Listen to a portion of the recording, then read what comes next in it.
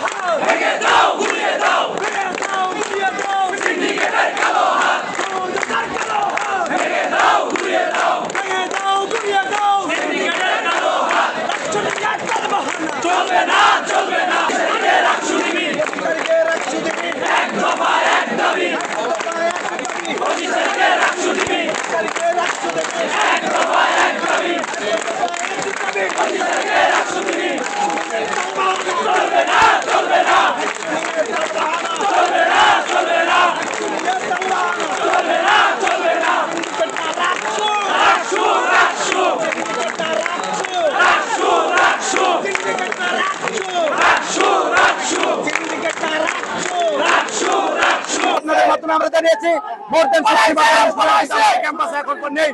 আমরা বলেছি রাষ্ট্র নির্বাচন অবশ্যই অনুষ্ঠিত হতে হবে এবং সেখানে আমাদের বিশ্ববিদ্যালয়ে সকল ধরনের শিক্ষার্থী উৎসবমুখর পরিবেশে ভোটাধিকার প্রয়োগ করবে। কিন্তু আমরা বারবার দাবি জানিয়েছি, আজকে আমরা লক্ষ্য করছি আমাদের নির্বাচন কমিশন এই দাবি মেনে নিয়েছে এবং তারা 16 অক্টোবর নির্বাচনের দিন ধার্য করেছে। আমরা নির্বাচন কমিশনকে সাধুবাদ জানাই। আমরা মনে করি আজকে নৈতিকতার বিজয় হয়েছে, শিক্ষার্থীদের বিজয় হয়েছে।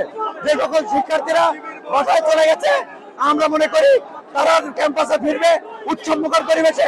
রাষ্ট্র নির্বাচন একটি উৎসবের দিন, সেই উৎসবের দিনে তারা সকলে মিলে উপভোগ করবে এবং তাদের প্রতিনিধি রাষ্ট্রতে নির্বাচন করবে।